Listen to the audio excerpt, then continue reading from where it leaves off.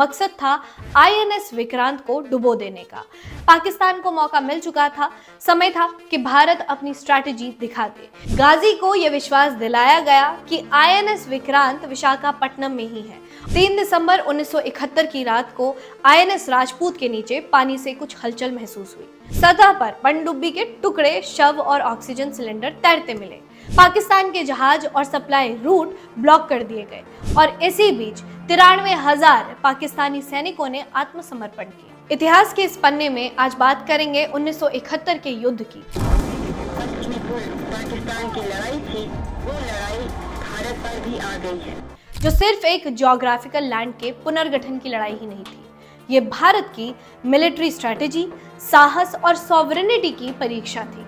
इसी युद्ध में पाकिस्तान ने अपने सबसे खतरनाक हथियार सबमरीन पीएनएस गाजी को भारत के खिलाफ उतारा और भारत ने उसे समंदर में ही खत्म कर दिया। पीएनएस गाजी असल में अमेरिका से लीज में ली गई थी।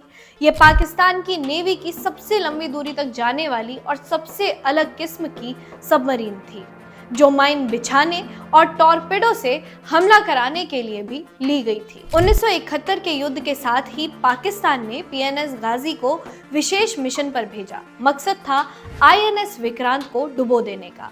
विक्रांत भारत का इकलौता एयरक्राफ्ट कैरियर ईस्ट पाकिस्तान, जो अब बांग्लादेश है, वहां पर तैनात भारत की नौसेना की रीढ़ था। अगर विक्रांत खत्म हो जाता तो बांग्लादेश के हिस्से पर भारत की ताकत बुरी तरह से कमजोर हो जाती। इसी के साथ भारत के सामने ये बड़ी समस्या थी कि जब गाजी बे ऑफ बंगाल में घुसा हुआ था, तब भारत के पास वहां कोई सबमरीन नहीं थी। आईएनएस विक्रांत मरम्मत के कारण उस स्थिति में तैयार नहीं था और उसे अंडमान की ओर सुरक्षित स्थान पर रखा गया था। पाकिस्तान की रणनीति साफ थी कि समुद्र के रास्ते भारत को घेरा जाए और आईएनएस विक्रांत को खत्म कर दिया जाए। ये समय था जब भारत को हिम्मत से काम लेना था, क्योंकि सामने पीएनएस गाजी के साथ पाकिस्तान को मौका मिल चुका था।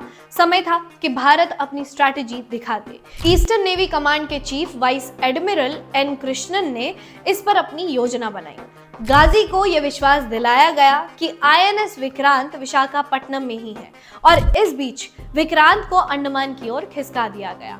इसी बीच आईएनएस राजपूत नाम से एक जहाज को विशाखापट्टनम भेजा गया ताकि वो पाकिस्तान को विक्रांत जैसा दिखे और इस बीच रेडियो के जरिए यह मैसेज पाकिस्तान को भेजा गया कि विक्रांत यहीं पर है। 3 दिसंबर 1971 की रात को आईएनएस राजपूत के नीचे पानी से कुछ हलचल महसूस हुई। कैप्टन इंदर सिंह ने तुरंत निर्णय लेते हुए समुद्र में डेप्थ चार्जेस गिरवाए थे। ये विस्फोटक विशेष रूप से सबमरीन्स को डैमेज करने के लिए होते हैं। कुछ ही समय बाद समुद्र में जोरदार विस्फोट हुआ। अगली सुबह समंदर की सतह पर पनडुब्बी के टुकड़े, शव और ऑक्सीजन सिलेंडर तैरते मिले। गाजी तबाह हो चुकी थी। भारत का दावा है कि आईएनएस राजपूत द्वारा गिराए गए डेप्थ चार्जेस से गाजी नष्ट हुई थी। वहीं लेकिन पाकिस्तान कहता रहा कि गाजी खुद अपने बिछाए गए माइन से टकरा गई। लेकिन बाद में हुई जांच और सबूतों ने भारतीय दावों को मजबूत कर दिया था। इस जीत का प्रभाव कितना बड़ा था, आइए देखते हैं। पाकिस्तान की पूर्वी नौसेना की रणनीति कोलैप्स हो गई। भारत को बे ऑफ बंगाल में नियंत्रण मिल गया। भारत ने समुद्री मार्ग से बांग्लादेश में मुक्ति वाहिनी को मदद पहुंचाई।